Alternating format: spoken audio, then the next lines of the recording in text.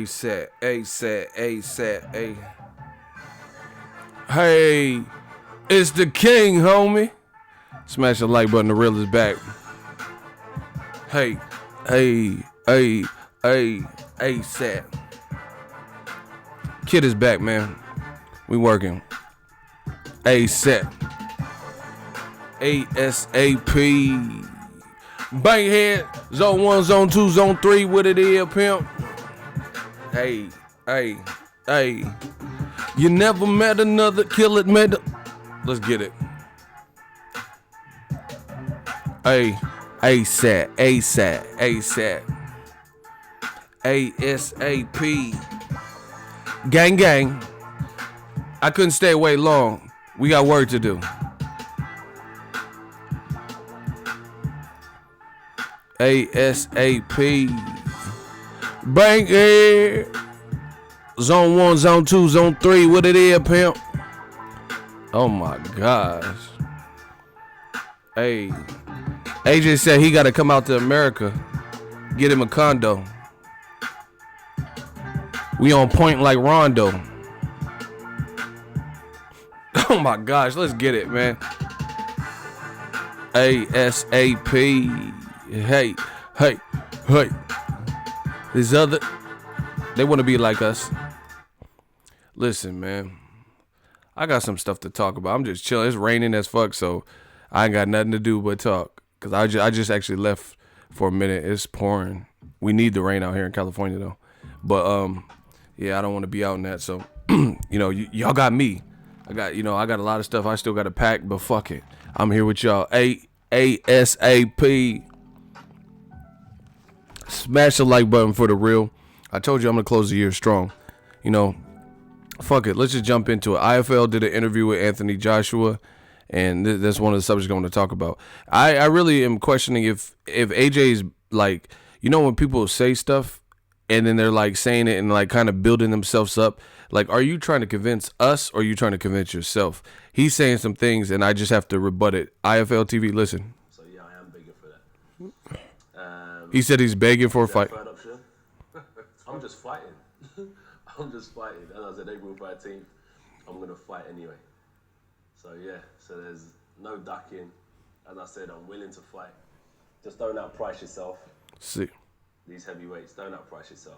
See, that's one thing. AJ keeps saying he wants to fight on April 13th against Wilder. He wants all the belts. But he keeps in essence telling on himself that not much has changed from the first Wilder negotiations. But if you think about it, Wilder has actually grown. Tyson Fury has actually grown because they fought each other, right? And he's still talking how they were talking before. Hey, we got to overpay guys 6 to 7 times. This is the stuff Eddie Hearn's been saying. Overpricing, we got to pay more than you're worth. Take the 12.5 million. We'll give you 3 to 5 times more you're worth. It's all this stuff, Yes, I'll be in New York this week for the Charlo fights. So stay tuned. Hit the like button. Subscribe for all the coverage. And he's doing like interviews and he's like Stotts and Fox and it's mod. I deal with reality. He's saying that why would anyone listen, even if you, which I don't believe, but even if you did really want to secure the Wilder fight, you're making that harder.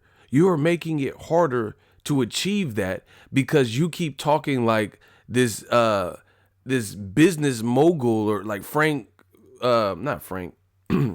Warren Buffett or some shit. You know what I'm saying? That's making it worse from my view. You're making it worse because you keep talking about Stotts and Fox. It's mad. None of this fantasy contract. I deal with reality and, don't overprice yourself when you come to the table. You're already creating that negative juju, if you will. So Wilder has already stated, so just hear me out. Smash the like button. Wilder has already stated he has his sights set on the guy who didn't bullshit him, who gave him a tough ass fight and he wants to clear the air. So you already have that working against you. Then, it's already been corroborated by the WBC said they're with it. Frank Warren says he's going to get the negotiations cracking. Fury says he wants it. Wilder said he wants it. Steven Espinoza definitely wants it. The fans want it. Fans saying it's better. The second time will be bigger, etc. So you already have that working against you. You're claiming you want this April 13th fight, but you also keep throwing these things out. You keep saying, I want the belt, I want the belt, I want to fight Wilder, I want to fight. But you're also throwing these things that actually don't support it, or things that would lead people it would lead Wilder, if I'm him, just being honest, to believe that you're on the same hype you was on before. Oh, stats and facts, deal with reality, none of these fantasy contracts. Don't price yourself out. You keep talking like that before the negotiations have even gotten anywhere. So to me, like, let's say you met a girl. I'm the king of analogies. This is what I do full time.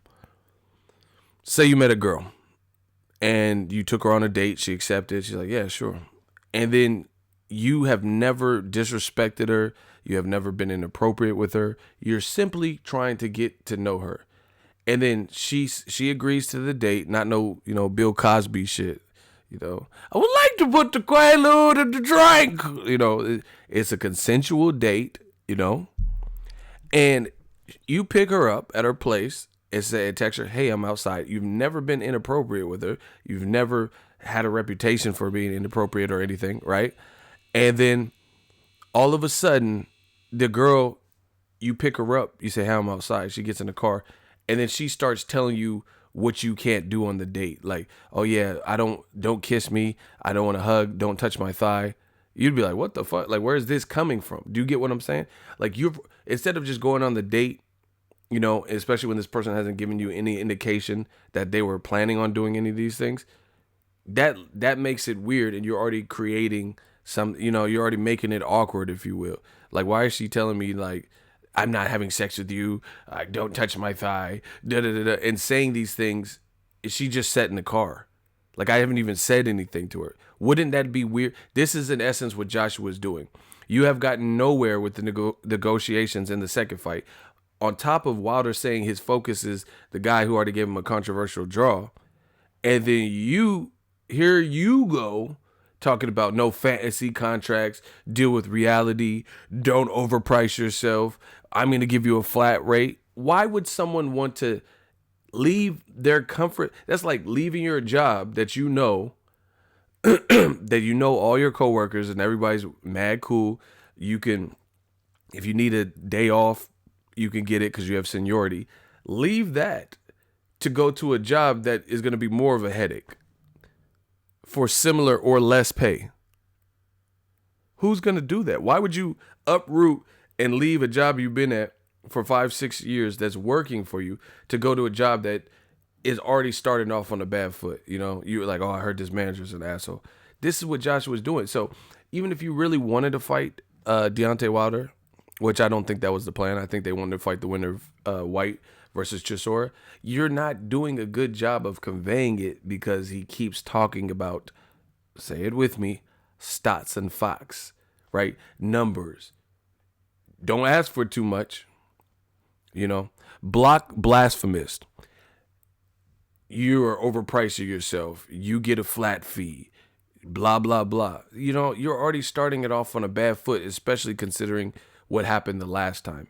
I do believe that, I do believe, I do believe that's starting on the talking all this number stuff publicly. Like, I'm not talking about you're talking behind the scenes with him. You're doing interviews with IFL. You're doing DAZN interviews. You're on Jalen Rose show. You're on ESPN First Take, and you're telling them all of this. So why, if I'm Wilder, why would I want to leave negotiations with Frank Warren, who I just put together a successful first fight with? The second is going to be better. Second can provide, a conclusion or closure for the fans. I can make money. I can remain the A side. And then you have this other person who keeps telling you so basically what I'm trying to say is he's already giving you a preview of what it's finna be like. You know what I'm saying? He's giving you a preview of what it's going to be like in negotiation. He's telling you. no fantasy contracts, deal strictly with reality. I have 4 belts. You only have 1. You know, flat fee, and I'm going to incentivize you.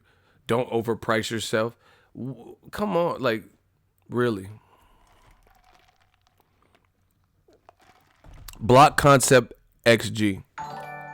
You know, who's going to do that? Who's going to like, hey, let me, this is a great time for me to not fight Tyson Fury, which, you know, makes sense and is probably easier to make. And instead go deal with this guy who keeps talking about, I got 4 belts and you don't. You know, you're going to get a flat rate. Hey, don't overprice yourself. No fantasy contracts. Deal with reality. I got to overpay you. This is more money. You know, why would you want to deal with that when you could just be the A side in a fight you just had and then double up? Come on, bro. But once again, this is Joshua. Just listen. 13th, I'm going to fight anyway. So, yeah, so there's no ducking. As I said, I'm willing to fight. Just don't outprice yourself. These heavyweights, don't outprice yourself. Number 1, begging. Yeah, I am begging. I want to become a undisputed champion of the world. I'm hungry for it. So, yeah, I am begging for that. What's the other one? No, that was pretty much what. Just so we can, like, this is the conclusion part of the interview. Yeah. Do you know what I mean? So just outline, the message out there is, you will fight anyone, whether it's Fury, Wilder or whoever. Have I got, look.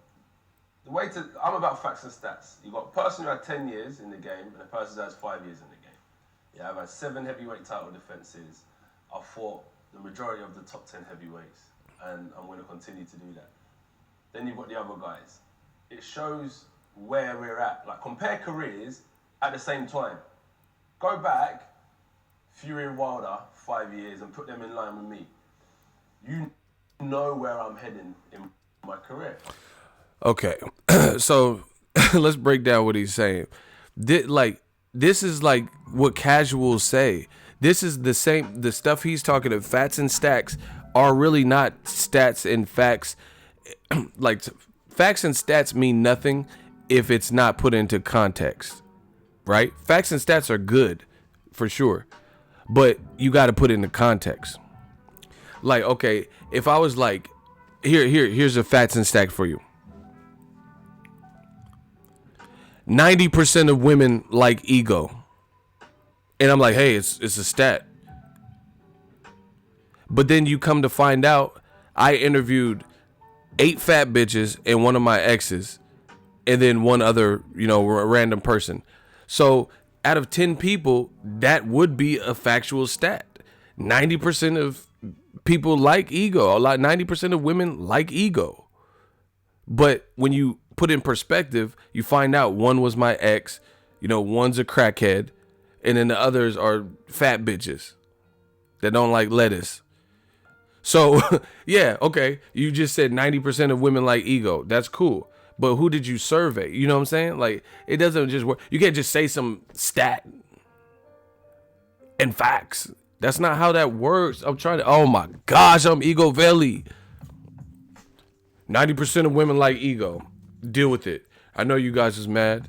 And then you find out they fucking some big fat greasy cheeseburger, McDonald's eating bloated, backed up cheeseburger eating Aunt Jemima rusty elbow Thanksgiving ham hock looking collard green, you know, Eggo waffle eating Baconator fries from Wendy's 4 for $4, Jay-Z 444 eating fat chicks.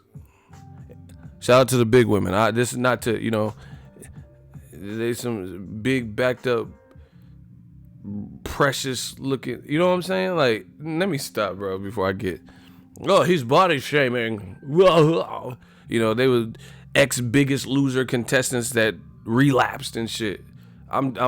Yeah, I asked 10 women and 9 of them was fucking with me, but they look like Rasputia and shit. Hey, you did. Yeah, 90% of the women love me then. Stats and facts. That's what I'm gonna do. Stats and facts. Hey, 90% of women love ego. Stats and facts.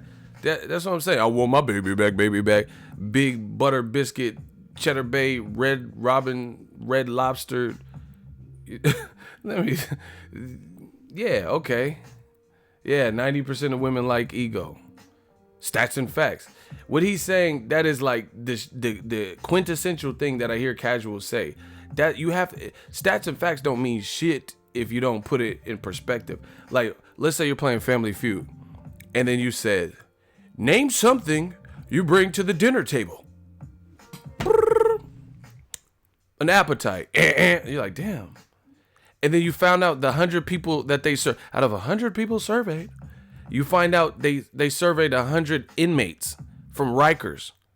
Well, yeah, I'm pretty sure the inmates at Rikers, fucking top level prisoners on the tier and shit, I'm sure they bring different things to the dinner table. So everything has to be put into perspective.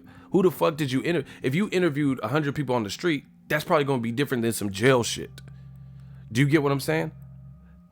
Because if I'm in jail, if I'm in prison or whatever, and you interviewed 100 motherfuckers from the island, you know, that was on Rikers, then it's going to be a different level of response. Yeah, hey, fool, every time I go to dinner, I bring a shank. That's some, you know, you in jail. So, yeah.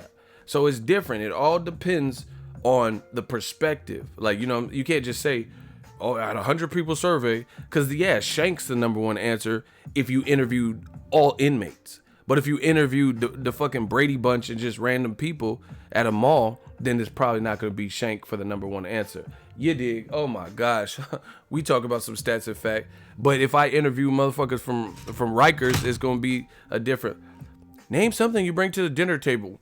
Fucking shank. That's what I like to bring a fucking shank, you know. I keep it low. This is what I do. I sneak it to the dinner table, you know. You ever see American Me? You know, fucking. You ever see fucking blood in, blood out? Miklo, no. You know, in case Popeye wanna come, you know, I just want an extra roll. Like what the fuck? what you talk about some other than that? Hey, Popeye was wilding in, blood out. He's like, come here, you white bitch, give me some chon chon. Hey, that motherfucker was tripping. Popeyes was tripping in that movie. He needed an Oscar because he was tripping. He said, come here, you white bitch. Give me some chon chon. Yeah. Hey, Miklo, no. You know, so everything, stats and facts and all that, that depends on the person. You have to put it in perspective. Who the fuck did you talk to? You know, what he just said was casual to me. You know what I'm saying? So he keeps going off this stats and facts stuff. But that's not, everything doesn't work in a perfect world. You know, what do you want to be when you grow up? We surveyed 100 people. Yeah, if you survey kindergartners, it's going to be different than people who are in college, you know, people who are 19, 20 in college, right? I swear to God, when I was a kid, I wanted to marry my sister. I told her that. Like, I mean, that's some incest shit. But I didn't know. No, I'm a fucking dumbass kid. You know, I don't know what the fuck I'm talking about. And then I told her, they said, what do you want to be? I don't know if I was slow. I don't know. I don't really know what happened to me. But I think I grew out of it. but anyway, they said, what do you want to be when you get older? I was like, the ice cream man. I really wanted to be the ice cream man. But I was a little kid. You feel me? Like, I don't know what the fuck. I thought that was legit. Oh my God, if I really grew up to be an ice cream, I would really be mad. Like, driving up the street, I'll be mad. I am not Big Worm. What you want? What you got? Boy, what the fuck you want? Give me some chili Frito. Bro, I wanted to be an ice cream man. That's a true story. That's what I told people. Hey, what do you want to be when you go? Ice cream man. Like, I don't know why I just gave myself a lisp. I didn't have a lisp, so scratch the lisp. But I really wanted to be the ice cream man. So yeah, when you stats and facts and all that, you got to put that in perspective. I was, you know, a little kid. I don't want to be an ice cream man now. Do you understand? I would be the most. I'll run kids over. I'll put Nas, man. I do not want to be no ice cream man now. But that was, you know, you got to put stuff in perspective. Anyway, shout out to Renee Caldora, $5 super chat. We the gang gang. Oh my gosh. So Joshua keeps saying it's stacks of facts, but it is not everything. Block Michael Serrato. Listen, if you call me a hater, I'm good with that. But if you don't explain in your comment, you getting clapped. I'm good. Call me a hater, but tell me in your comment after the hater comment what I said that was hating. If you guys do not do that, my shooters will buck something. We're not doing it because you're not slowing up the chat. I got to see what you talk about beforehand. And if you just go to, oh, you're biased, no, ... there's no, I'm not waiting all day. This train is not stopping. They're only here to cause distraction. See, because there's always going to be more of y'all there than there is me. So this is what they try to do. These dudes are worthless. They have all the time in the world. I don't know if they're in jail. I don't know, if they're kids. So they could just keep making accounts. I'm not doing that. So if you want the hot seat and you want to call me a hater, salute to you. But call me a hater, say, you fucking hater, period. And then in your response, say you're a hater or you're a liar, whatever you're, liar. Tell me what I lied about. Tell me what I hated on. And if you do that, then I'll be able to read it and we'll see if it's some bullshit. And then you could do a hot seat. But we're not doing these desperate ass Hail Mary hot seats right now. Probably, again, you're biased. And then I'm supposed to bite and say, hey, I'm not biased. Exactly, attention horse. So I'm good with you. People acting like this is like I'm trying to be a tyrant. That's not it. If you're calling me a hater, we can address it. That's cool. But you got to tell me what I hated on. You can't just do these drive-by comments. This is what they're famous for. And like I said, there's always going to be more of y'all than there is me. This train ain't waiting. So say, hey, ego, you're fucking hating on Joshua because, and then explain it. It's fair. It's perfectly fair. But they're not going to do that because they know what the fuck I'm saying is true. So what they're going to do is these piddly ass drive-by comments with no justification, no explanation, or no examples. Because it's easier to do that than to actually explain. It's easier just to say, you hate Joshua, you piece of shit, shut the fuck up, and suck my dick. All that, Phil Florin and Phil, that's easy. Anyone could do that. But to actually prove what you're saying, that's harder. It's like a court case. It's easy to accuse someone of murder, but to actually pin the murder on them and show the evidence, get the surveillance tape and the testimony and the forensics and tie it all to convince a jury, that's different. You guys are the jury, right? That's totally different. Anyone can say, you murderer, he murdered him, murder. That's easy. Anybody can accuse someone of murder. Pin the murder on them. Show us how the murder happened. Recreate it, if you will. If you're not willing to do that. Anyway, Anthony Joshua, that is one of the most casual talking points that he came up with. He just said, look at my career. They've been a pro for 10 years. I've been a pro for 5 years. Right? He says, because I've been a pro for 5 less years than you. And look what I've accomplished. Look who I've beaten in that. Joshua, to me, I don't know him, but it appears to me that he almost needs reassurance. That's what I honestly get from him. Me, I don't give a fuck. I'll be on no man's land. I don't care if nobody, the whole me against the world, baby. That's just how I'm built. I don't know Joshua personally, but it appears like he needs validation. He needs reassurance. Even listen to how he talks every single interview. And if he changes it after, maybe he's seen this video and worked on it. But look at every interview prior to this video. And it's like he, in the middle of talking, he's asking for the reassurance. He'll be like, you see, they're like, do you want to fight Wilder? The thing is, right, if Wilder, he really wants to fight and blah, blah, blah, April 14th. Do you know what I mean? Like, he's always asking, do you know what I mean? I don't care if y'all don't know what I mean. I mean, not like that, but you get what I'm saying. I'm saying what I see. I'm saying and why I feel it. I don't need validation. I know the shit I'm talking about, But he's all, just listen how he speak. Listen how I speak. Listen how he speak. It's always like, he'll prove his point or whatever. Do you know what I mean, right? Do you know what I mean? You're asking for approval. I don't need approval. I know what the fuck I'm saying. Canelo is rated higher pound for pound than Lomachenko. You guys seen in the title. I don't ever, hey, is Canelo, it's not no question. In my opinion, Canelo's rated higher than Lomachenko, period. That's it. Like a maxi pad, period. I rate Canelo higher. I don't need to ask you guys. In my opinion, Canelo is rated higher, period, like a maxi pad. That's it. You know, if you guys feel something different, cool, that's on you. You talk about that on your channel. On my channel, Canelo is rated higher pound for pound than Lomachenko. In my view, in my mental list, I would rate Canelo higher than Lomachenko and Usyk. Now, if you disagree, that's on you. But I don't have to say, oh, Canelo, he's rated higher than Lomachenko. Do you know what I mean? I don't care if you don't know what I mean. I'm so serious. I don't care. This is my opinion. I can prove why I feel this way. That's not a problem. But I don't care if you know what I mean.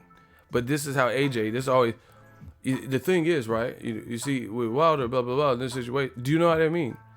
Right? Right? Like, it's like he's always like asking for your permission. Like, there's just, listen, I believe heavily in alpha male energy. You know, and I don't know, like I said, I don't know enough about Joshua, don't know him on a personal level to say he's absolutely not an alpha male, but I know I am an alpha male. Like, if you go to a restaurant, this is what attracts women too. I'm trying to tell you.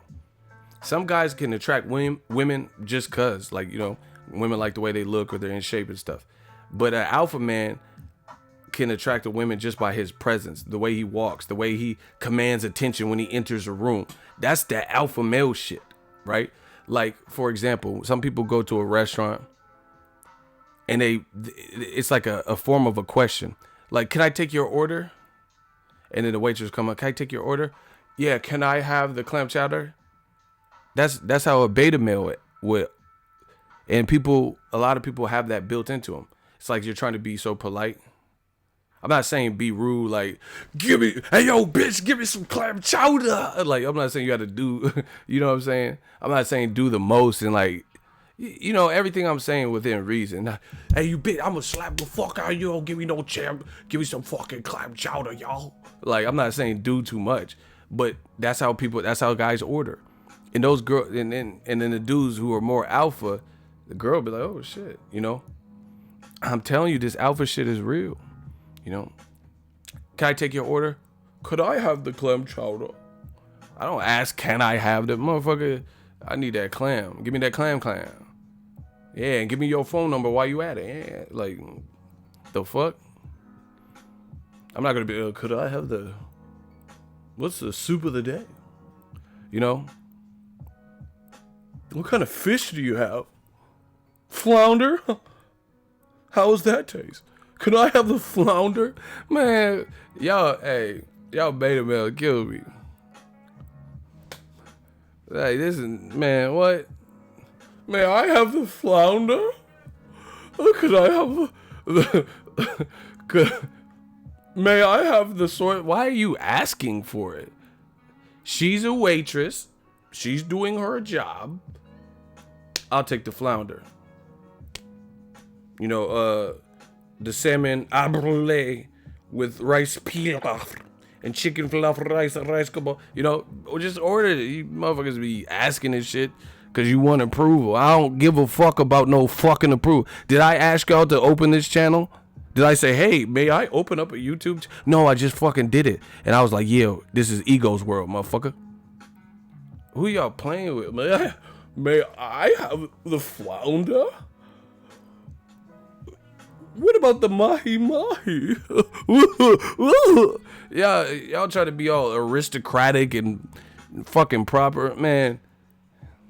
Yo, word is born. Give me that fucking flounder, yo. I'll spray this. Don't do that. Don't do that. It's just an order, though. You know what I'm saying? I'm not saying be like no fucking General Patton and like order some shit like that, like drill sergeant shit. But y'all kill me with it. But anyway, I just something I noticed. That's just something I pick up on. When Joshua was speaking. Am I right? Like, you're basically like saying like, am I right type shit. You gonna cry when Wilder gets knocked out. That's what's up. When's the last time I cried in life, like for anything? Who's actually just cried from boxing? I don't cry on movies. What are you talking about? When's the last? I don't even know when the last time I just cried as a man. And I've had fucked up shit happen. See, that's what I'm saying. You like Mike Tyson said, you ain't on my level. I'm the ultimate. You're not man enough to be in my world. Because you talking about crying if somebody loses. My favorite fighters of all time have been knocked out. Muhammad Ali, Roy Jones, Prince Nassim got schooled the fuck up by the boy babyface assassin Pereira. So what are you talking about? Why what are you talking about, some cry shit? Most of my fighters have all been slept before. So, this is how emotional these dudes are. I cried recently. Good, let it out. Let that shit out. It's my party and I cry if I want to. I'm just saying, for me, I don't really. I'm on some Terminator shit. I'm not even trying to be macho, but I don't know. I just don't. I don't even remember the last time I cried. Real talk, Got to get my Terminator on. Fuck you, asshole. Chill out, dickwad. I can't even remember that, but it's cool to cry. That's what's up. But you talking about crying over a fighter losing? It sounds stupid. But anyway, Josh was always like, do you know what I mean? Like, he's always like he wants the guy's doing an interview, and you just you want him to co-sign what you just said. Do you feel me? I don't man. I don't know, man. Like Andre Ward, I interviewed him several times.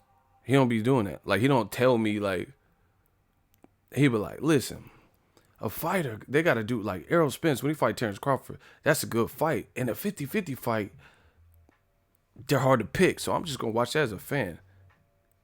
Dre is never Crawford has a chance. Errol Spence. Do you know what I mean? He's not asking me to co-sign because it's his interview. I'm just the uploader and the questionnaire. Bad habit. But I've also studied acting shit. If you have a scene partner, unless the scene calls for that, you don't do that. So if you go on Barbara Walters and she was like, yeah, tell us about your addiction to ego, tell us about your addiction to lean. Yeah, man, you have butt naked bitches and the drink comes, so you just want to sip a little lean. Do you know what I mean, right? So me asking Barbara Walters, do you know what I mean? And I'm talking about lean and sipping that bow. She probably doesn't know what you mean, because she probably doesn't do that. So, it's, to me, it's kind of a bad habit to always do that. The thing is, right? Do you know what I mean? So you think Barbara Walters can relate to some hood shit you talking about? Because I remember, I think it was Lil Wayne was on Barbara Walters, and then they was asking him about that. That's what kind of brought the analogy up. And Lil Wayne was like, hey, sometimes I'm from the Noya, Apple, and Eagle Street, you feel me? And then I talked to Baby, and then he told me. Yeah, Wayne was just, yo, stepping out the motherfucking car day and out. I'm looking like a star bitch when you see me make a wish. Yo, and then after I signed Regis Progray,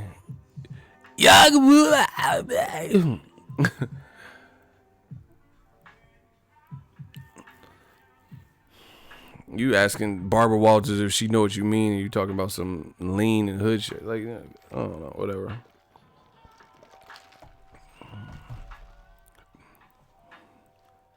You gotta talk like a pimp. What's good, mama? You knew better, you do better. Who better than that nigga with a fresh white tee?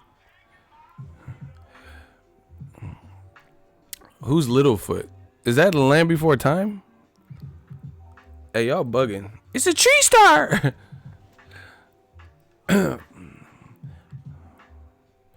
I got game like a sports broadcaster. Wayne your broadmaster. I have my boys masturbate on your broad faster. Bag the hard in the plastic. Now watch how I go hard on the Ave with it.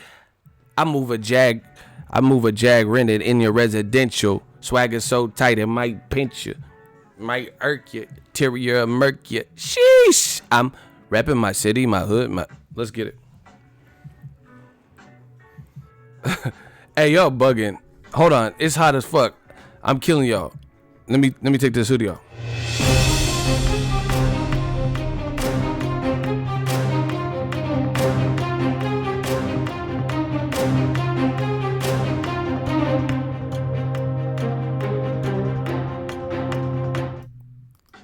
Hey, y'all really bugging talking about all the times you cry. I cry when the Terminator melted. Like, y'all some hood ass motherfucker. Y'all communities all fucked up and shot up, but y'all crying when the Terminator melted.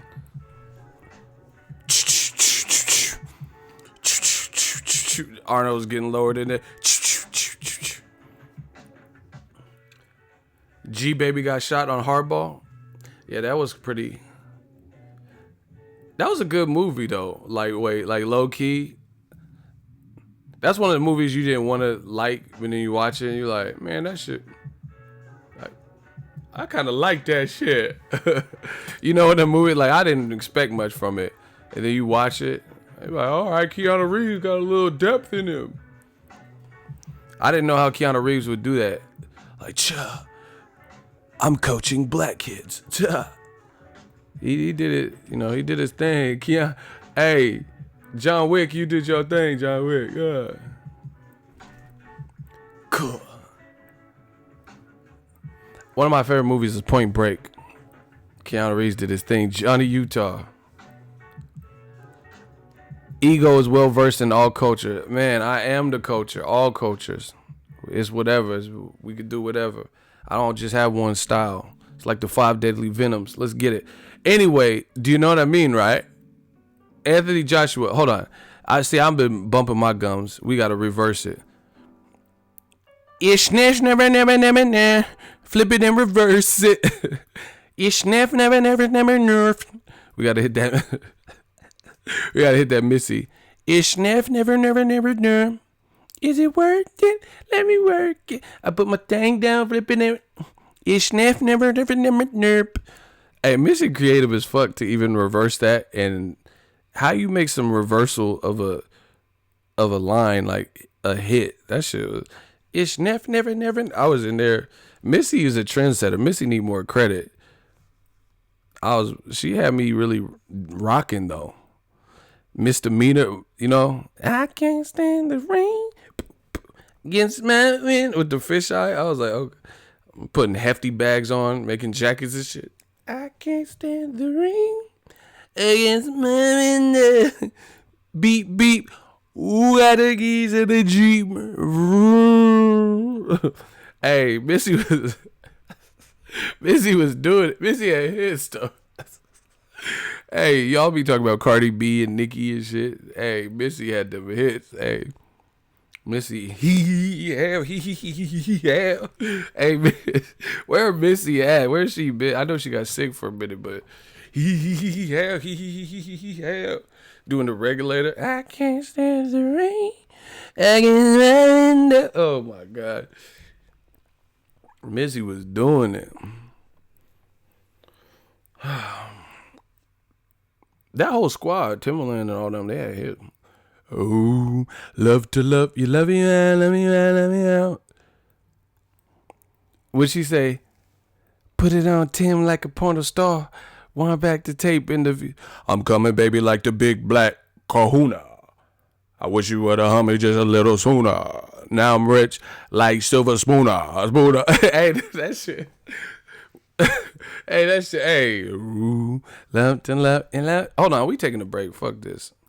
I'm in my zone. I'm in my bag. What's that shit called? Timberland and Magoo. Love to dance with me. Oh my, they don't have it? Hold on. Love to love.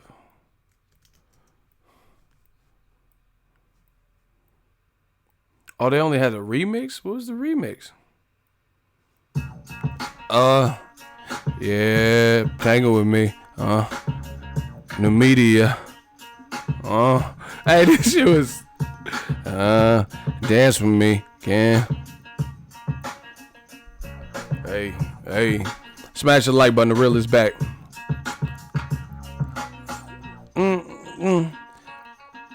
Like a porn star. Wind back the tape in the VCR. Porn star, I'm coming, baby, like the big black kahuna. I wish you would have helped me just a little sooner. Now rich like silver spoon eyes. Hey, this shit was tight. Hey, Timbo's beats be underrated. Shout out to Virginia. He have. Genuine in the video in Aaliyah. Ooh. Love you. See, y'all youngest don't know about this. Yeah, Porn star, wind back the tape. Hold on. Mr. Magoo, he had that voice, remember?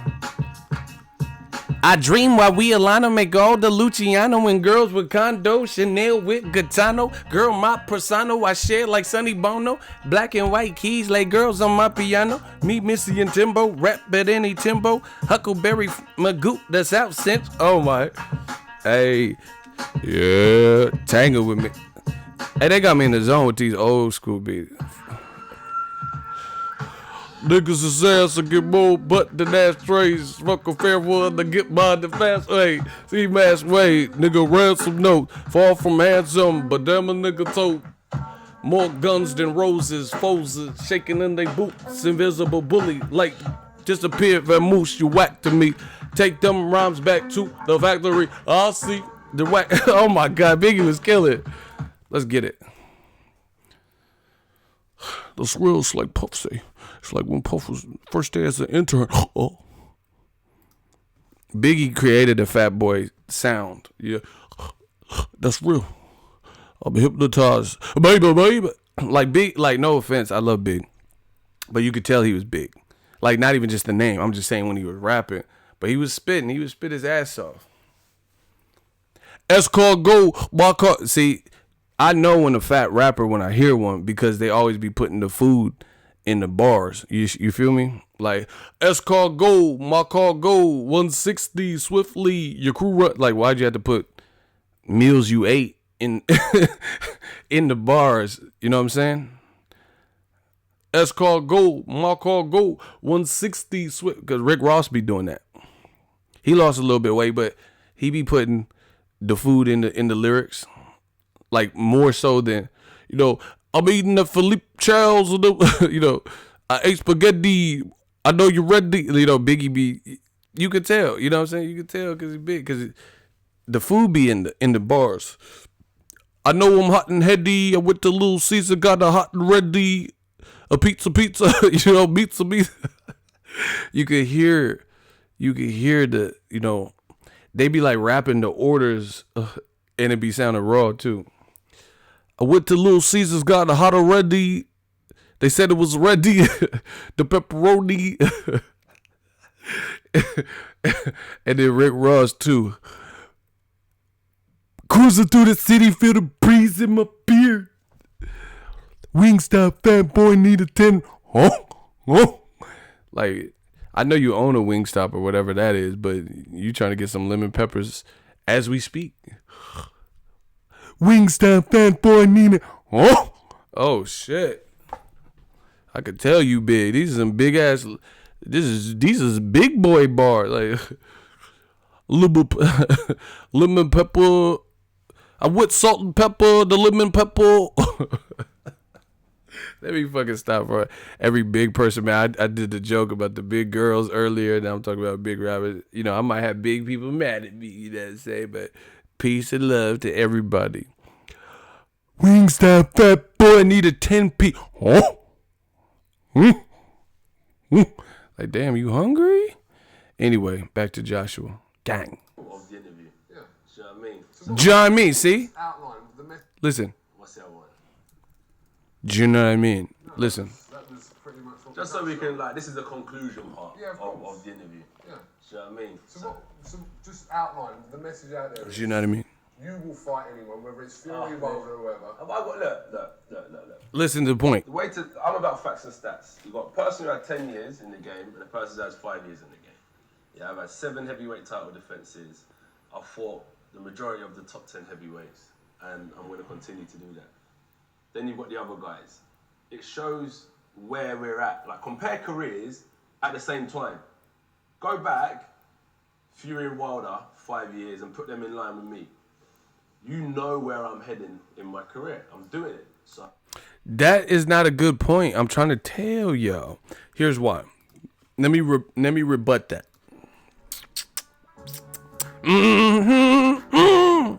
Listen. Wow. Okay, so just to recap.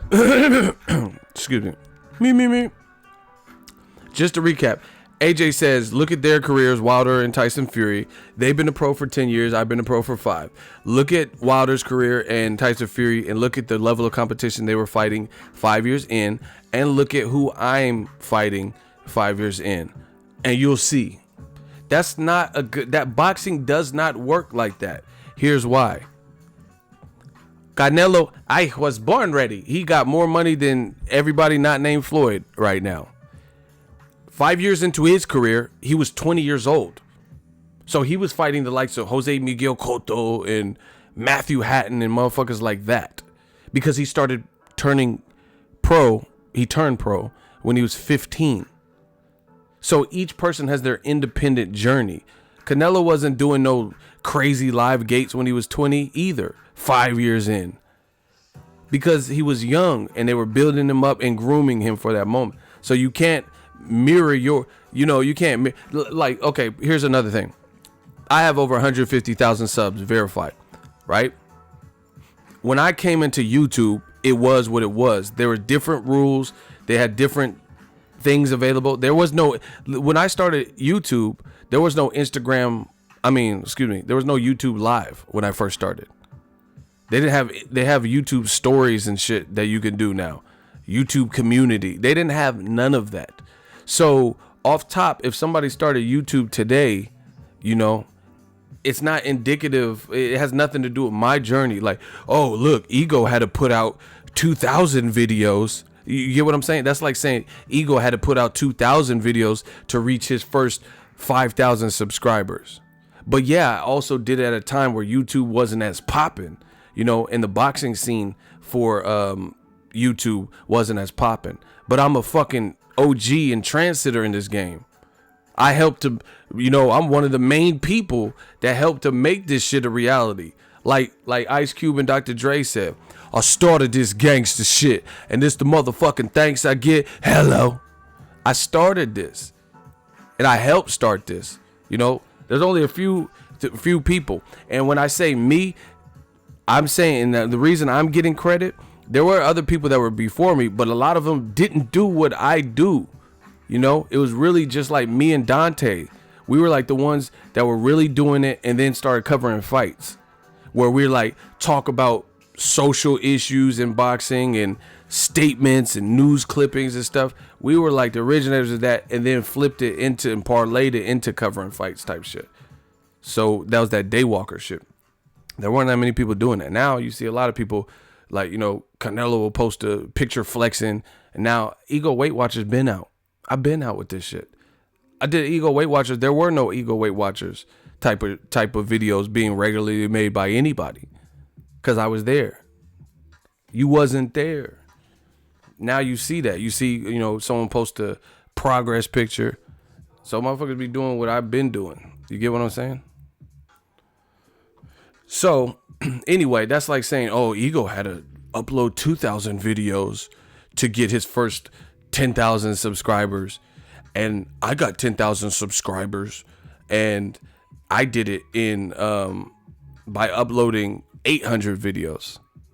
Good for you. But you also came at a point where it's easier to gain subscribers than back then because the visibility of YouTube is higher than ever.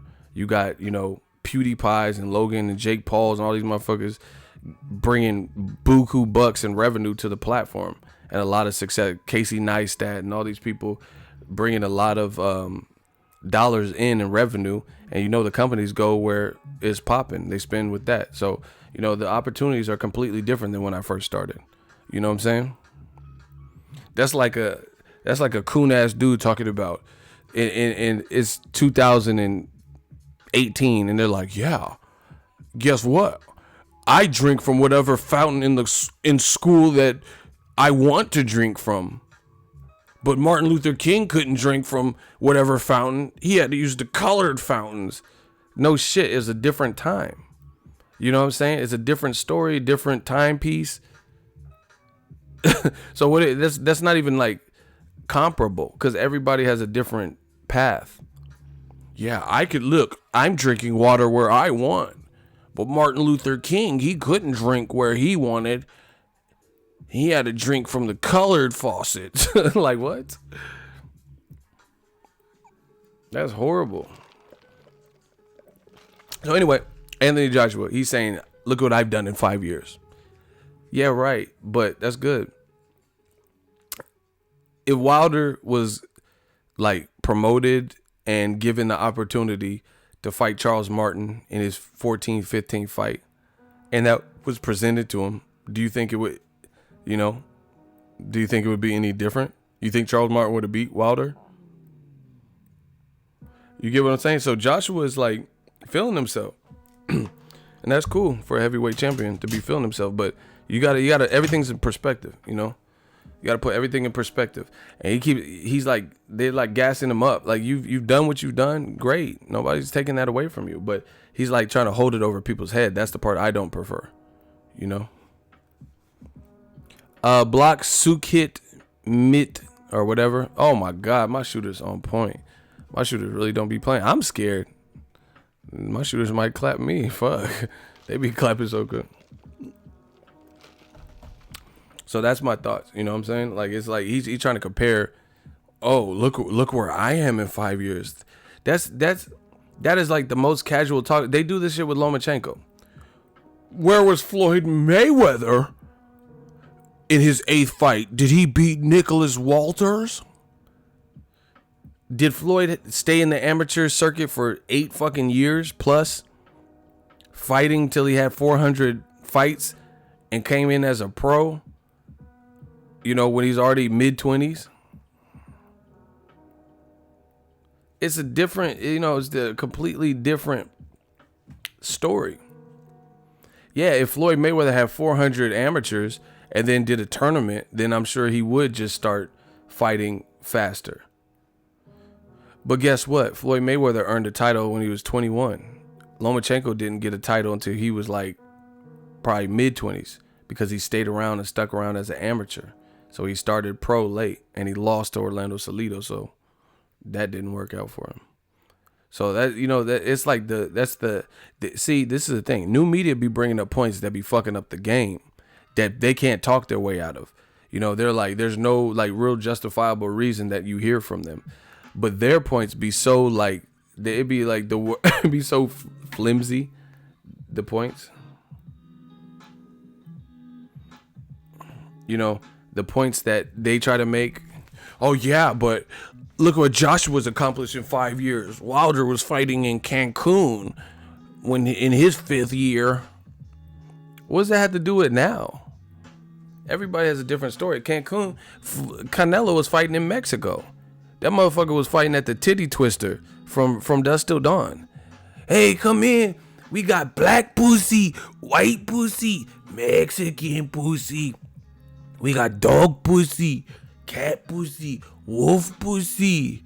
We got smelly pussy. Like, that motherfucker Canelo was fighting at the Titty Twister from Dusk Till Dawn with Sex Pistol in the crowd. So who gives a shit?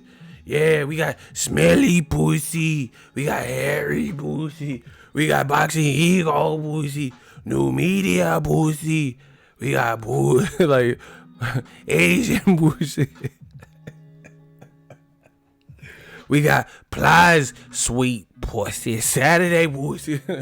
Sweet pussy, Saturday. Y'all gotta stop. I can't even do. I'm trying to do all my impersonation. We got sweet pussies. I can't even hit the plies right now because I'm trying not to. Sweet. Shut up. Stop making me laugh. All right, hold on. Let me get this out. All right, hold on. Let me do this plies. Hold on. We got. I can't do it. We got plies, pussy. Sweet pussy Saturday.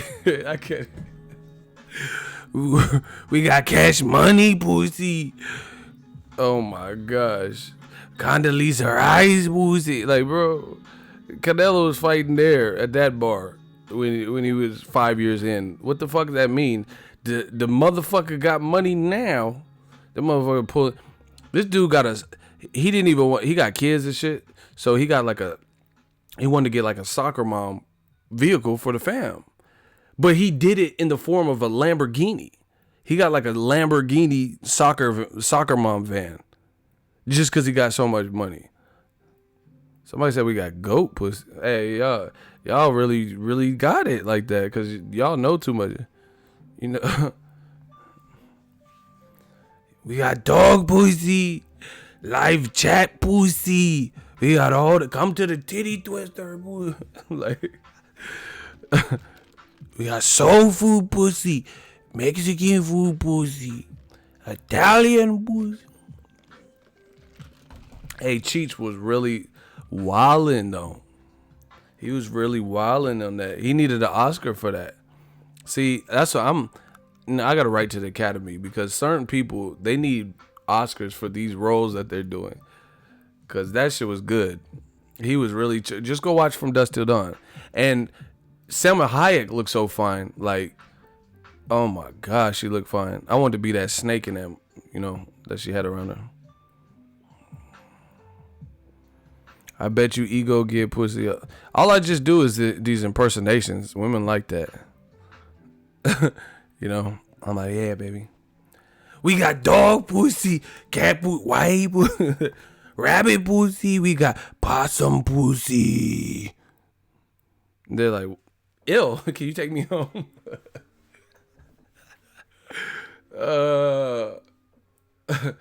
And for my young boys who don't know classic cinema, like From Dusk Till Dawn, they're just thinking I'm wildin'.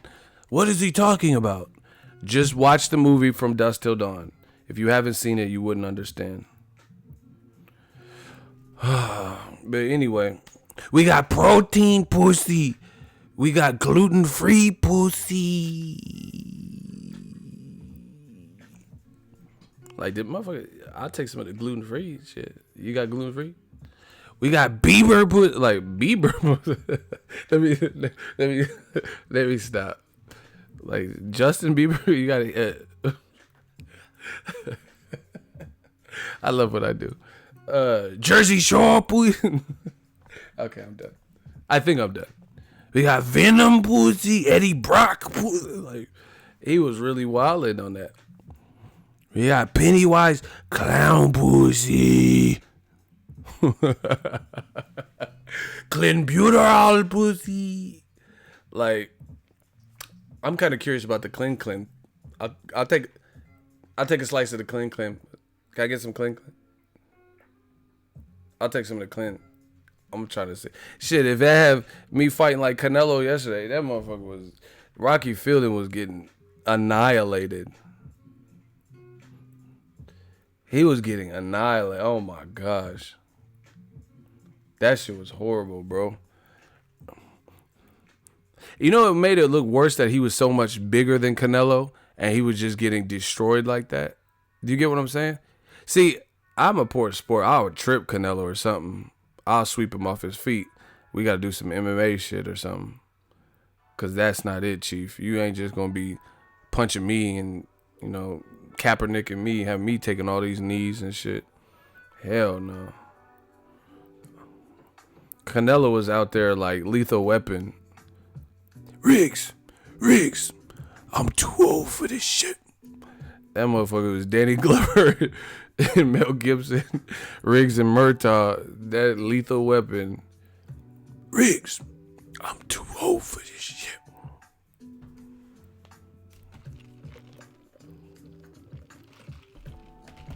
Man, he got.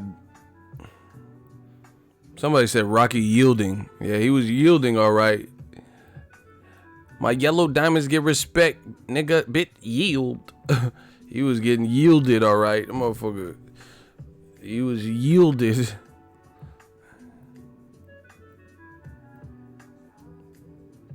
Man, shit looked kind of rigged. No, it wasn't. See, why? Okay. This is what I don't understand about y'all. Why do you think a fight like that would even need to be rigged? It's not even the type of fight. Like, why would you have to rig that? The dude had a rehydration clause and he fought nobody. And then the person he did fight knocked him out in 1 round. I don't think you would have to rig that. And then Canelo was able to re-wrap his glove and still stack in New York. Canelo is Thanos. So you better try to knock him out. Because he was stacking. They made him re-wrap, but then I later found out that they let him stack it anyway. So, you know, Canelo's stacking his gloves like Pringles. You know, people aren't tripping. Like I said, they just need uniform rules. You know, is stacking allowed or is it not allowed? Because it's getting confusing. So anyway, Canelo's stacking the gloves like Pringles. And Rocky ain't beat nobody. They said on the telecast before round 1, they're like, Canelo has faced Floyd Mayweather, Gennady Golovkin twice, Erislandy Lara, Miguel Cotto, Amir Khan. And they listed all these great names. Shane Mosley. All these great names Canelo fought. And they're like, and Rocky Fielding, he got knocked out in 1 round by Caleb Smith. And then he won a title by fighting Tyrone Zugi. Who in the fuck is that? How do you get a see? Hey, WBA, y'all gotta chill, bro. Y'all gotta chill with these titles because it's not even making sense. First of all, Rocky Fielding, we seen. I'm not trying to roast, but he didn't look good out there. He looked like real clinkety and clumsy. And remember scary movie Doofy? That's the good word. He looked doofy out there. He was real doofy. You know what I'm saying? When I think of doofy, I think of like uncoordinated. He was looking wild doofy. Everybody say he was wild doofy out there. Not goofy, he was doofy. He was looking real doofy. Doofy. What's the name, Dewey or Doofy? I don't remember. From Scary Movie. But anyway, he was looking all that. Dewey and Doofy. Huey, Dewey, and Louie. He was looking all of that. And he was somehow a champion. And then he beat a guy named Tyrone. Who is Tyrone Zugi?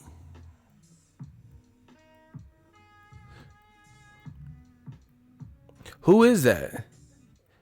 Tyrone Biggums is more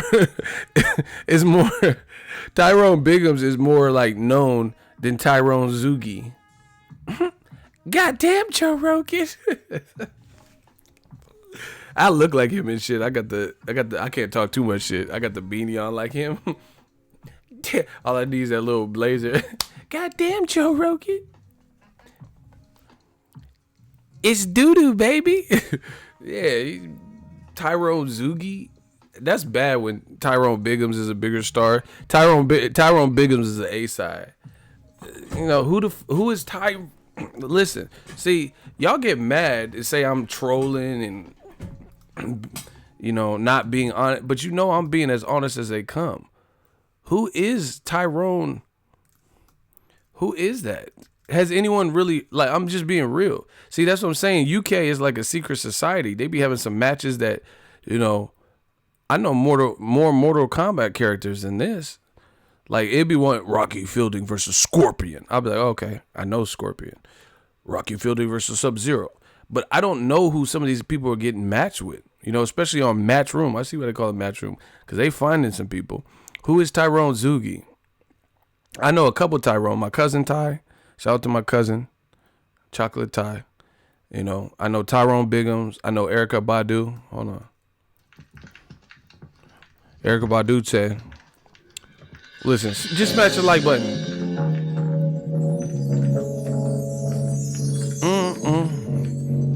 This is the Tyrone I know. I'm just going to need y'all to smash the like button, though. Well, never. Yeah. Shout out to my baby Erykah Badu. Neo Soul. Call him. You better call Tyrone. Call him. Kind of soulful. Shout out to Andre 3 Stack. That's the Tyrone I know. I don't know these other people. And I cover boxing, but whatever.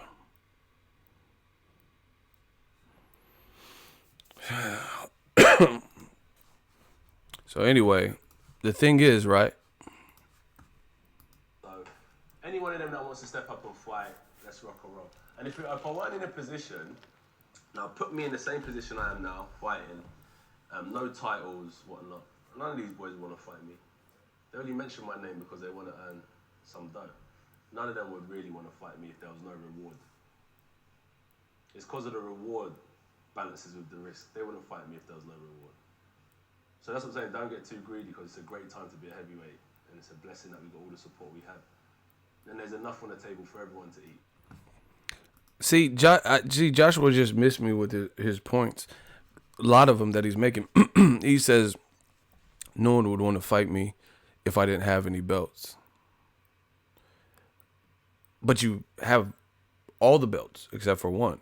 So why are we talking about things like, see, that if you have to make up fake scenarios, make believe like scenarios, this all the time, like all your points are like hypotheticals and what ifs and stuff, then it's probably not that good of a point. You know, when all of your whole ammunition, people are talking about stuff Joshua said himself, and that's their talking points. He's talking about some shit that's not the reality or reality that he says. You know, he says, oh, none of these boys would want to fight me if I didn't have any titles. Well, guess what? You have all the titles except for the WBC. So what's the point of even going down that road and talking about who would fight you in a mythical, magical world where you don't have everything that you do have? You know, it's really confusing because what Joshua says is, it's like a walking contradiction. He'd be like, oh, I'm Anthony Joshua. Look what I've done in 5 years. Look at all the belts I have. I'm the A side. Look how many people we put in Wembley for the Klitschko fight. Look at what we did for the Taco fight. So he's listing off all of his accomplishments, right? So, wow, damn, he did all that. Look, I'm 29. I'll be 30 next year. And look what we did in 5 years. Cool. So you listed all these accomplishments. Everybody's rocking with that. They know you're the A side. But then you just, in a hypothetical situation, took away all your A side clout and said none of these boys would want to fight me if I didn't have all this. What's the point of even building up all the stuff you've done and accomplished if you're going to make up fake scenarios about if you didn't have all the stuff you have? You get what I'm saying? Like, the thing is, right? I'm just playing. But I don't understand that. I don't understand you A-siding us to death. And then when you're making your point, stripping it all away in a hypothetical situation. No one would want to fight me if I didn't have 4 belts. But you got 4 belts. So they do want to fight you. So why are we talking about this fantasy situation? You know, you're talking about fantasy contract. That's a fantasy situation. Yes, you have a bullseye on your back because you represent a lot of money. You know, you have a bullseye on your back because people probably think you're beatable. You know, you should think that you're the best in your division. And because you have all the belts. So, yeah, of course you're going to be a bullseye. But he wants us to forget all that and, hey, but no one would want to fight me if I didn't have any belts. But you got all the belts. And you spent the early portion of this interview telling us how you have all the belts. That's why it really misses me with that.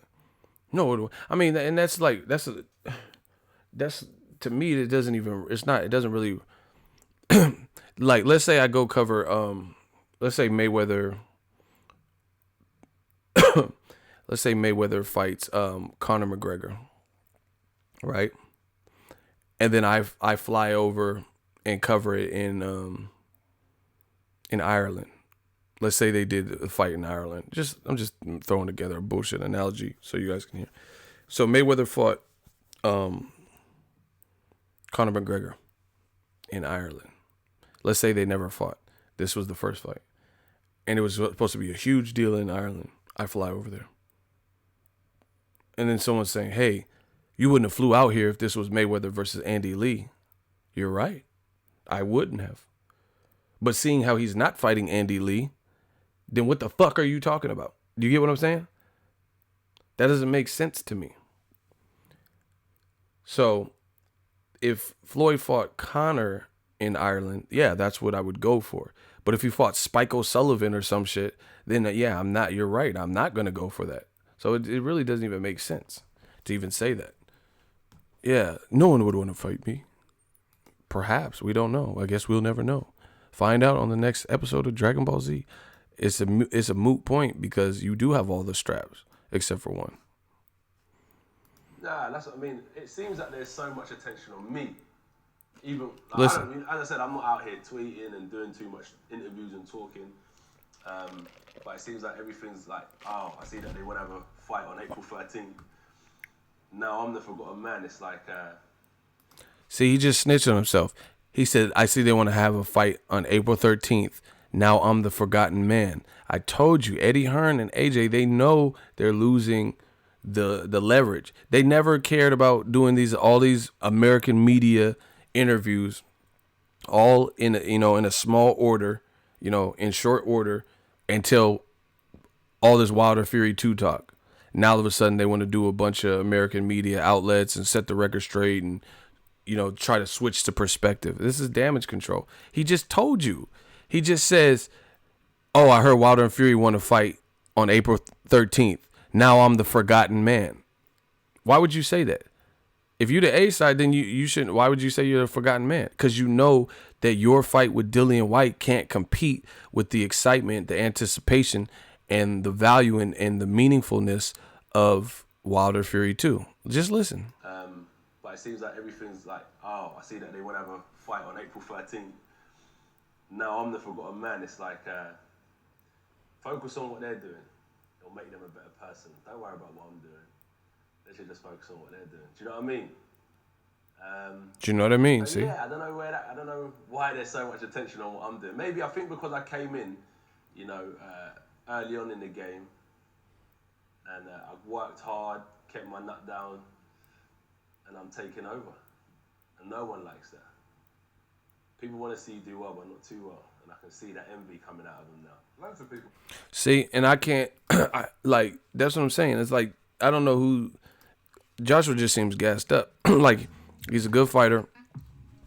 But in his mind, he's rationalizing the attention being on himself because of envy. But you have to understand, you're the man with all the belts. Why wouldn't there be attention? Name somebody that looks beatable with 4 straps in their division and there's no attention on them.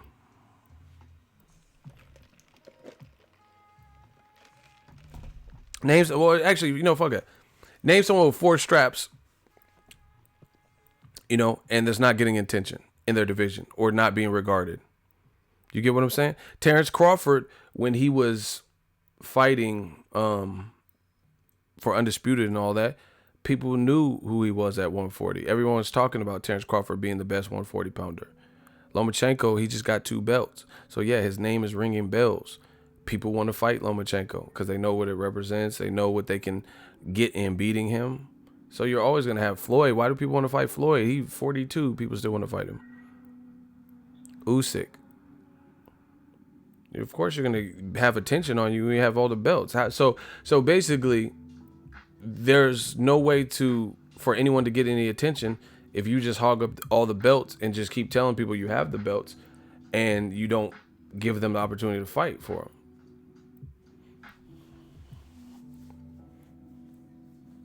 He's saying, why is the attention all on me? That's why it's confusing. Why is the attention all on me? And you keep bragging about how you're the A side and how you have accomplished all this stuff, then that should be your answer. The attention's on you because you have belts that people want. They're saying, hey, I'm the best. He ain't the best. He got this hardware, and I can prove to you that I'm better. So, don't really understand his angle.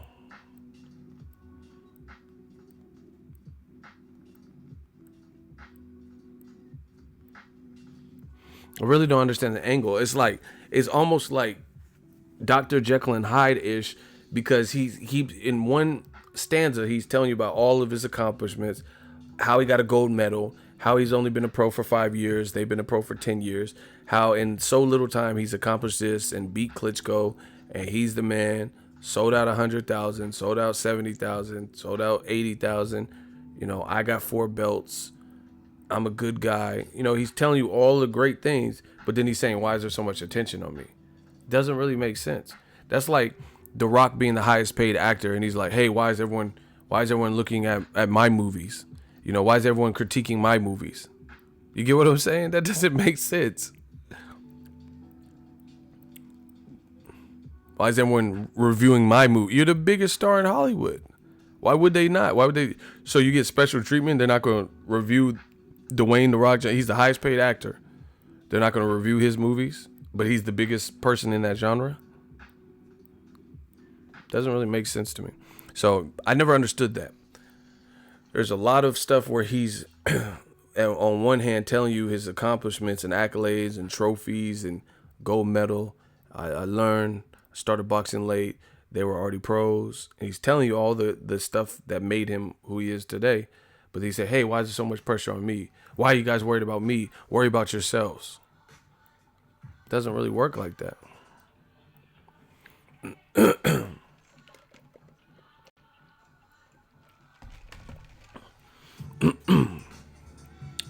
You the man, like you just said, great.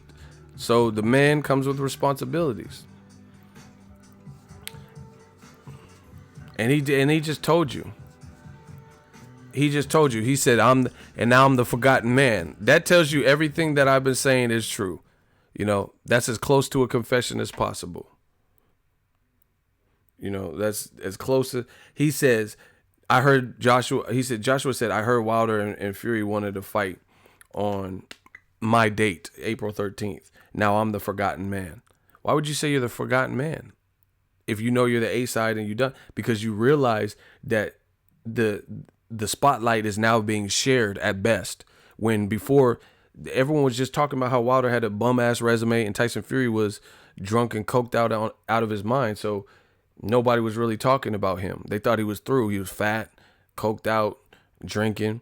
So he basically, that's a great word, spotlight. Joshua is now having to share the spotlight, if anything, maybe even getting surpassed in terms of the spotlight. But at the very least of it all, he's having to share the spotlight when before it was him. And then he's saying it's good, but then he sounds mad that it's happening. Why is everyone looking at me? But then he's saying, oh, it's good these guys are fighting. It's good that everyone's fighting. It can't just be me. I can't carry the division. So why are you talking about the forgotten man? That's what I'm saying. It's like all over the place. What do you really mean? What, like, at the heart of it, what are you really saying? You know, 1 minute is I'm A side, I'm the man. I did all this in only 5 years. These dudes been pros and they ain't done it. Then in the same interview you're talking about, that's why it sounds really confused. In the same interview after you just basically said that's what makes me believe you don't really believe what you're saying. Because if you believe what you're saying, then you say it and you stick to your guns and then you move on. He's saying it, but then he's almost saying, hey, I'm the man, I'm the A side. And then after that, he's saying, why is the attention on me? Why don't they focus on them? But then you're saying you want to fight them too. So what do you mean, why is the focus on me? You're bringing up their name. It's literally all over the place. And I don't think that's a good position to be. I really don't. Anyway, shout out to Brooklyn. Look. What's going on? Well, April 13th, I'm looking to fight next. We finished this chapter of 2018. Yeah. So I'm wishing everyone Merry Christmas and Happy New Year. 2019 is a new chapter. Stadium, or potentially, God willing, I'd like to fight here. You want that Fury smoke? You want that Wilder smoke? Me personally, don't think you want that Wilder smoke. I think it's a lot of fear. I think you might be a little fear of that Wilder smoke. What's good? What can I say? That's how you feel? That's how I mean, yeah. But you got the experience. What's going on? What's going on? Hey, there ain't too many solid people in this boxing game from what I've seen. A lot of snake and rat business and shit. I don't co-sign a lot of people. But shout out to my guy. Eric Kelly is a real one. I give it to him. You know, he all the way from a different coast. I'm over here on the west side of things. He on the east side of things. He holds it down. This dude is trill. He an OG in the game. Just so you don't know. Anyway, go follow that man. Eric Kelly Life. Eric Kelly Life. He literally just pulled up on AJ, big ass, and says, yo, what's up? What you want to do next? And then he says, yo, but to be honest, I don't really think you trying to fight that, get that Wilder smoke. He said, I don't know if you want that Tyson Fury smoke, and I don't think you're trying to get, I think it's fear. He told the man too, and AJ looked kind of surprised, like, who the fuck is this? Who the fuck is this paging me at 5:46 in the AM? Shout out to Eric Kelly. He say, that's your opinion? Bro, I'm telling you, I promise you, new media, we the gang, bro. Listen, what happened right there, this is the same thing. Boxing's different, you know? It's in a different sphere, if you will, than it's ever been. And it's in a good way. You know, boxing is getting primetime press. You know, DAZN can say whatever they want. Oh, pay-per-view is dead and all that. That Kansas City crowd was dead. You know, more than pay-per-view's dead. But whatever. Boxing's in a good spot. And people, God willing, we trying to keep it there. You know, this is exactly what was happening to Keith Thurman. People never had any problem with Keith Thurman. They were loving him. They were supporting. He knocked out Jesus Soto Caras. Tip my hat to you. You know, he knocked out Julio Diaz, and he was still calling for all these big fights. He was supposed to fight Maidana. Maidana's team pulled out, right? Everybody was riding with Keith.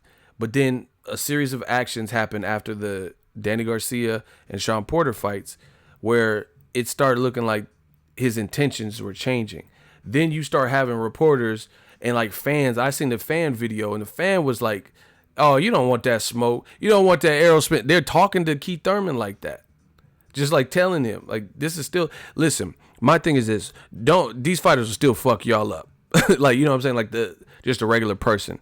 You don't have to go overboard and like disrespect. Cause I seen sometimes fans be drunk and stuff and really trying to disrespect. These fighters will lay you out though. Right? You know, real shit. But, you know, you don't have to do all that. But the thing is, you could ask these questions and have conversation, have dialogue and stuff without being like super like wild disrespectful, like disrespecting someone as a man. And that's what Eric Kelly did. He just said he asked him a question and he gave his opinion. And he was in his backyard. So, you know, he has every right. Joshua's a visitor here. Eric Kelly's from New York. You get what I'm saying? So the thing is, what happened is he asked him, he said, what's your goal? And he's like, oh, Joshua just said, I want to fight at Wembley or God willing out here. Now you want to fight in America. I'm telling you. Maidana would have hurt Keith. That's not a guarantee though. Amir Khan's movement bothered Maidana. Keith Thurman hits harder than Amir Khan, and Khan dropped Maidana. So, you know, you never know. It's a good fight though. He just pulled up and asked him, and he said, I think you fear Wilder. And he said, hey, well, that's your opinion. But what I'm saying is this, and this is what I love about the movement, new media. You know, you see how an American, and see, just so you know, Eric Kelly is actually a boxer. He's a boxer. He has amateur fight. He has an amateur fight with Andre Ward. He's been on my channel multiple times. He fought Andre Ward. So he's actually a boxer. So he actually knows his stuff. In addition to being at all the fights in New York and having his own gym in New York. So this is not just some guy, some random guy who just crept up in there. You know, he might have been working with somebody's team or something. I don't know. But that, you know, that's his home. That's where he's from. And he just asked Joshua. He just asked him. He said, I don't think you want that Wilder smoke. I think it's fear. He just said it. You know, Joshua did something in this interview. Talking about people are two-faced. Well, that's not one of them, because I interviewed him and he said basically the same thing. The interview's on my channel still. He said the same thing to me that he just said to AJ to his face. You get what I'm saying? Listen, nobody's trying to disrespect AJ as a man or say he's, well, I mean, some people are because they're upset. I'm not. I'm not trying to disrespect him as a man or, you know, say he can't fight or, you know, I don't have to lie. He's a good fighter, you know. He's a good fighter. I won't see. I don't have to hate to make a point. He's a good fighter, but there's pressure on him. It's not looking good, simply put. But the funny thing is this. Once again, new media. How is it that you have people when Joshua is over here in America? See, because the UK, no disrespect to them, but I don't see them saying like opinions that are very conflicting to what Joshua. They just sit up and from what I've seen when they do interviews, it's like a kiss ass session. You know, even though there's real life questions that people have, it's like, oh yeah, there's the man, the gold medalist commiserates, and you know, it's not. I never see him ever challenge really, but now it's starting to happen, or at least when it comes to America. Chris Mannix has some really good questions that fans wanted to know live on DAZN. You know, Eric Kelly said, what you trying to do next? I don't think you want to fight Wilder. I think it might be fear. He said it to him. You got to respect it just for his candidness. You get what I'm saying? But the funny thing is this. These motherfuckers in the comment section, and you know, we know a lot of the energy comes from the UK. How come when Deontay Wilder comes to the UK, right? I'm about to drop bombs. Please don't do this. If y'all want me to drop this bomb, can I get a hell yeah in the comment section? I'm going to show you. I'm going to show y'all the difference. If y'all want me to drop this truth bomb, this fact bomb, can I get a hell yeah in the comment section and smash the like button? We ain't done enough.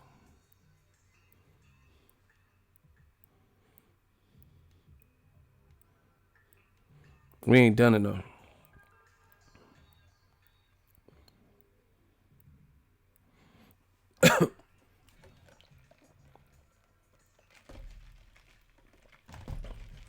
Eric Kelly was my roommate in NMU. Craziest person I ever met. He cool. I fuck with him. I always have a good time like when I interview him. So, all right, I'm about to hit y'all with that truth bomb, that fact bomb. All right, peep it. So, Anthony Joshua, every single time he has come to America, and this shows you the contrast. Every single time he has come to America, Anthony Joshua is getting a different line of questioning than he's gotten in the UK. That has to show you something. When he came out for that DAZN press conference, Blue Blood was asking him some challenging questions that don't just suit, you know, the facts and stats and the shit he's been saying. His question, like, we need an answer. Eric Kelly just asked him a question that I guess you could say would make him feel uncomfortable maybe. DAZN asked him a question. So when you guys say that, oh, you fucking Americans are biased and all that, who is really biased when there's all these types of questions in America for Joshua, but then when he's at back home and he's doing these 30, 40 hour long interviews, nothing imposing like this is ever coming up. So who's really hiding something? Who's really being biased? Point number one.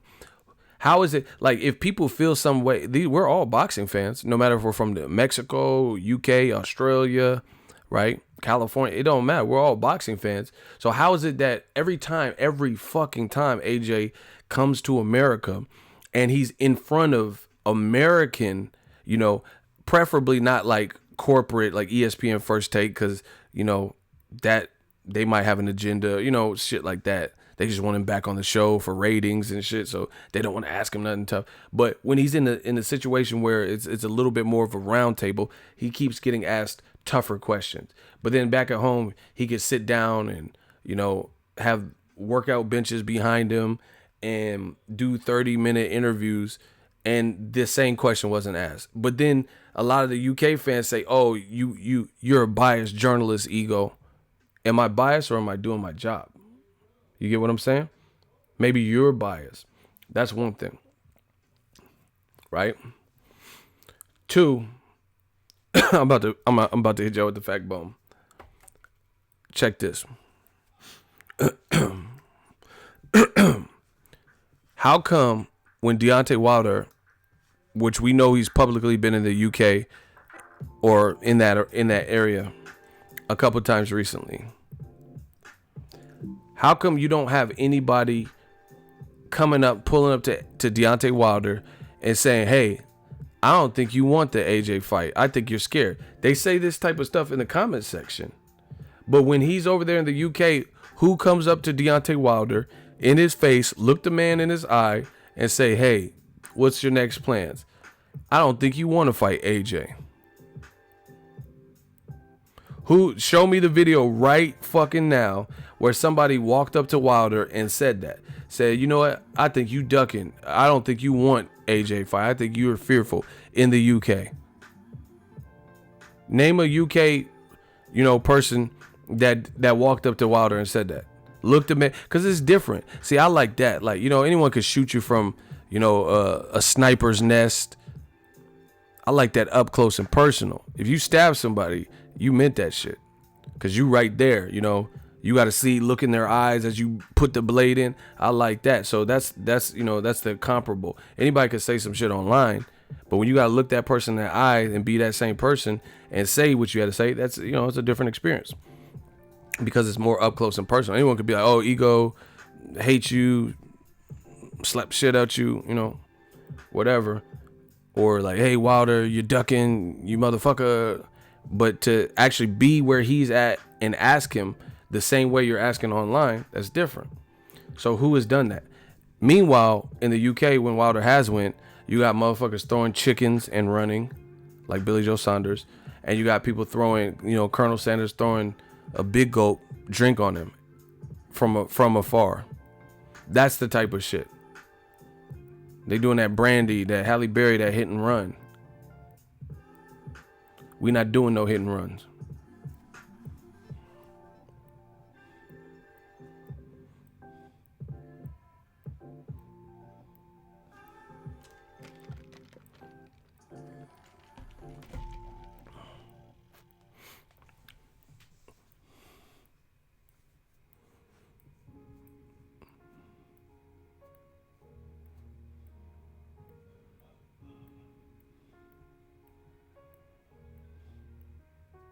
Block Justin Ridley. I don't deal with desperate dudes. Bro, if you got to leave 18 comments and most of them are dumb, then you're trying too hard. Block Justin Ridley. Get him out of here. Cancel that. I'll buy another one. Get him out of here. Thank you.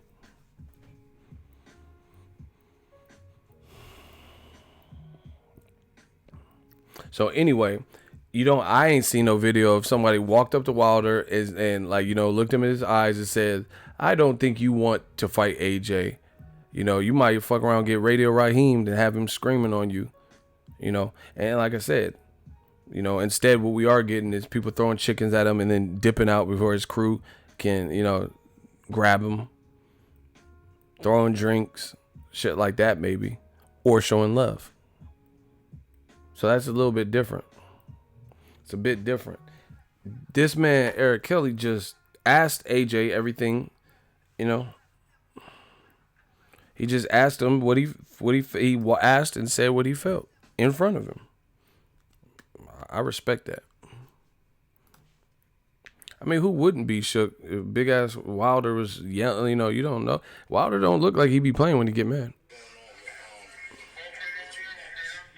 April 13th, looking to fight next. We finished this chapter of 2018. Yeah. So I'm wishing everyone Merry Christmas and a Happy New Year. 2019 is a new chapter. Okay. We're going to fight Emo potentially God willing, I'd like to fight here. You want that Fury smoke? You want that Wilder smoke? Me personally, I don't think you want that Wilder smoke. I think it's a lot of fear. I think it might be a little fear that Wilder smoke. What can I say? That's how you feel? Yeah. But you got the experience. What's going on? Did you guys hear? He said, me personally, I don't think you want that Wilder smoke. I think you got a lot of fear. Wow. You know.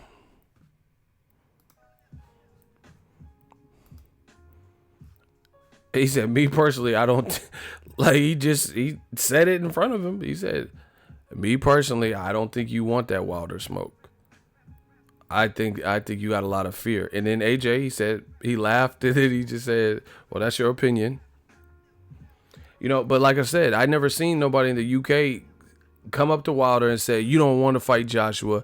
I think you're fearful of fighting Joshua. So, you know, the bottom line is all this started with Joshua, everything that's happening. You know, I know it has to probably be passive student. Yeah, you a fool, bro. Yeah, I mean, he said it. Like, I gotta respect it. He said it. You know, he didn't sugarcoat it or whatever you call it. He said, I never seen nobody walk into some UK dude say, hey, you don't want to fight AJ. You bluffing. You know, you selling wolf tickets. You know.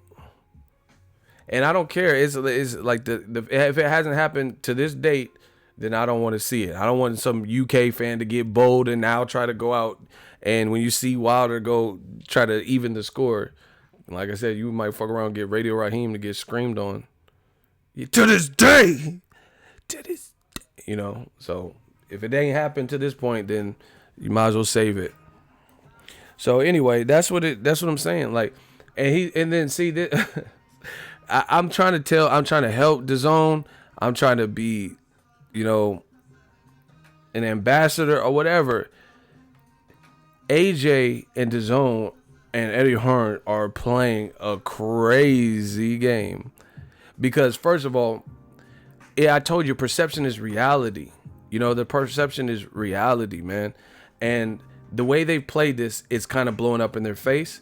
And now they're trying to come back and say, hey, we want to fight at the, you know, Lance Pugmire, the LA Times says, I gather that AJ wants to fight Dillian White in April, and then he wants to fight Gerald Miller maybe at Madison Square. So after all this Wilder talk is starting to blow up and you're letting other guys steal the spotlight like Tyson Fury and Wilder, right? Now they're trying to come to the table and say they want back into the American boxing picture. But you've already offended Americans and you already have Americans pissed off. So how are you going to get the proper support fighting Gerald Miller, still not the American that people want to see you fight first and foremost, but now you're trying to do it? I just don't see how that's a good game plan. Meanwhile, DAZN has put on a lot of domestic level fights, and Golden Boy has put on, you know, Canelo beating up on Jeff Goldblum or whoever, Aaron Rodgers, whoever he was fighting yesterday. You know, and DAZN's expecting to win in America. I don't see how that's the formula for success. You can't offend Americans and then expect to do these sellout numbers for your debut. Conor McGregor didn't do that. Conor McGregor didn't like not fight a Chad. Let's say Chad Mendes was like the biggest American guy. He didn't like the perception of him not fighting Chad Mendes, and then now he's trying to conquer America. Conor was just like, I'm trying to fight whoever. And actually, you got to give it up to Conor McGregor. He fought Nate Diaz, Chad Mendes, Jose Aldo from Brazil. He's fighting whoever. So it's just like, how is Joshua and Eddie Hearn expecting to successfully creep into the American market after they've, you know, turned people off with the Wilder negotiations and let Fury upstage him and let Wilder upstage him? In addition, just hear me out. Just someone answer this. In addition, you got Gerald Miller fighting Thomas Adamak, you know, Dog Bandinu, and then Trevor Bryan. So where's the anticipation going to come from to see a September American debut of AJ? Where's the excitement? So AJ's most likely not going to get Wilder or Fury because they're probably going to fight each other. So he's going to give us a recycle rematch if Dillian White doesn't lose. And then you're going to expect to make an American debut against Gerald Big Baby Miller when you got Miller fighting Trevor Bryan, Dog Bandinu, Thomas Adamak, guys who are either retired and unretired and or not notable names to prepare him for AJ. How is this a formula that you think is going to work to capture and launch in the American market? Somebody explain the vision, because I really don't see it. You know, at best, even despite the failed Wilder negotiations that have a lot of Americans like kind of turned off, at best, if Eddie Hearns was putting Gerald Miller in there with some higher level names, like Gerald Miller looks good. You know what I'm saying? He looks like he could be ready for a title shot, but it's kind of hard to gauge unless he fights somebody like, you know, like the Dillian White, Luis Ortiz type of caliber. It's kind of hard to gauge because those would be the most formidable. Like even Gerald Washington, he fought Gerald Washington coming off a Deontay Wilder knockout loss. You get what I'm saying? Just like Dillian White fought Joseph Parker coming off a loss to AJ. So, you know, it's like really like a good fight's a good fight. So that would be their best bet. Maybe just put Gerald Miller in maybe some tougher fights and then just hope he does good. And then by that time, the AJ versus Gerald Miller fight is big enough, you know, I guess. But I don't see it with you giving Gerald Miller names that don't really resonate with Americans, that don't really make, like, basically, I guess this game, what I'm trying to say is you got to make people believe. To make a fight, the biggest fights that I've seen, hear me out. I think this is a good way to put it.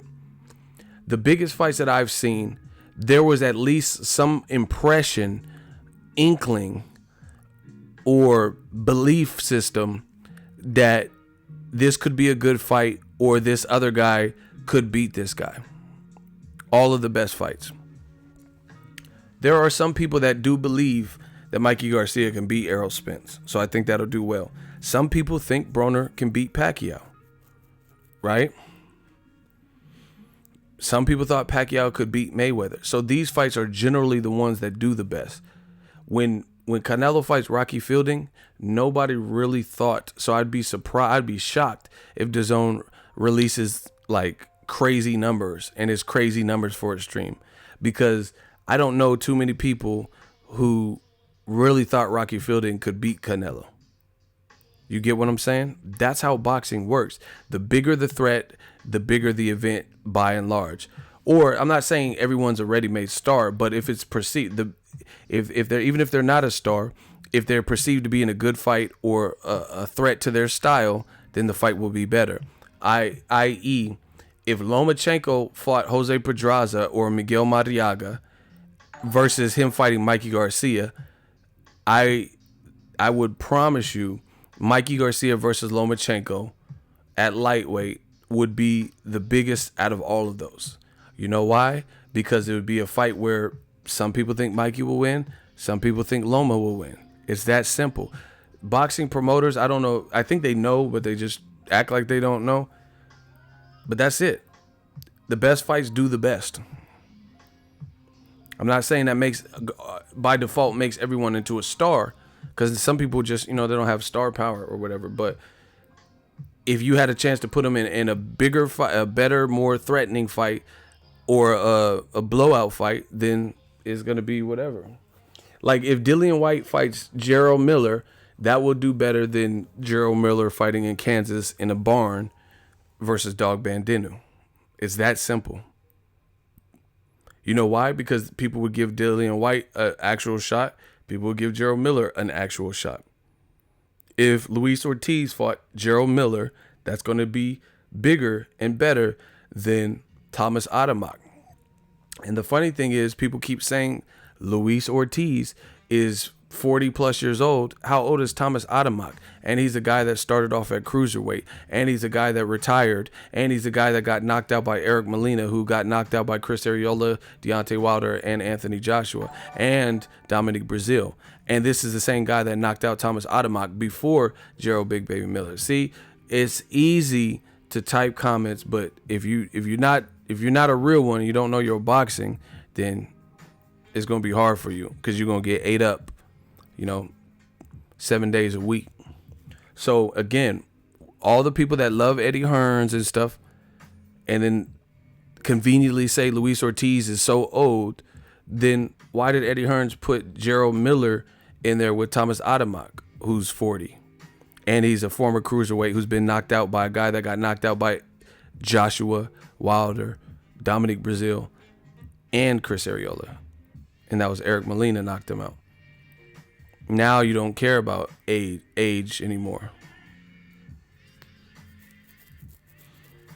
So surely Luis Ortiz would be perceived as a bigger threat than Thomas Adamak, who retired and then came out of retirement for that fight. And they know this. That's why they can't fuck with us. New media, I'm out. It's that simple. Let me know what you guys think. Drop your thoughts in the comment section. We working.